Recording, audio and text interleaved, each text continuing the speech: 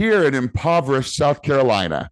South Carolina, we are 49 out of 50 when it comes to child well-being indicators. We are at the back of the bunch. So how am I going to raise millions of dollars in Columbia, South Carolina? And who am I going to raise it for? Well, it turns out the federal government was suing us for the way we treat our incarcerated youth. We were under a lawsuit because this is code for we were stacking up Black kids like cordwood and we were abusing them in our juvenile justice prison system. We were being sued for 13 years.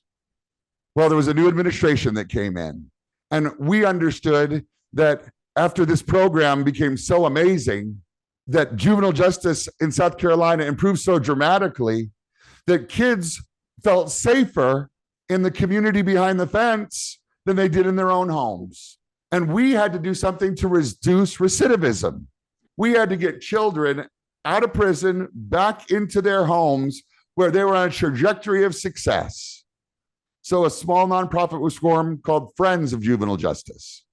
And we realized that we needed to create a wraparound team for every child that came to DJJ.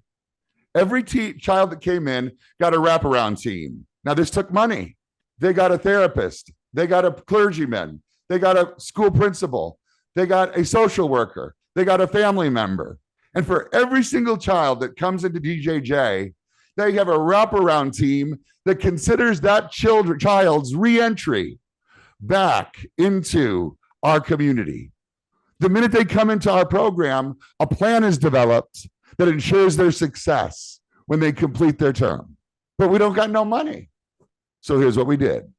We downloaded the donor scope file and we combined it with all of the known Tiffany Circle members and Alexis de Tocqueville members, all the millionaire giving societies. We combined it and we had 1,900 prospects. We sent them a Chapter 7 invitation to a non-fundraising awareness event. These 1,900 millionaires got an invitation. And on it, on the outside of the envelope, it said, "You're being sent to jail." And by the way, it said, "John and Jan, you're being sent to jail." Well, it got opened. And when it was opened, it said, "John, Jan, the 2023 host committee invites you to lunch behind bars." We decided to host 148 millionaires because that's who responded. I'll tell you how it responded. We had 2,000 invitations that went out. We had 300 RSVPs.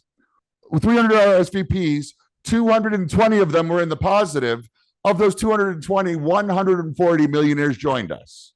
And they joined us for lunch behind bars. We hosted a box lunch in prison. And when those individuals got there, because they'd never been to prison before, the young people got up and shared how DJJ was changing their lives.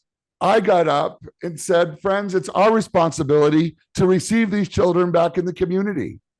And our corrections director got up and said, "I will do my best with these young people while they're here if you will do your best to receive them. So make sure that we underwrite and raise the millions that we need to provide these wraparound services that consider a child's reentry."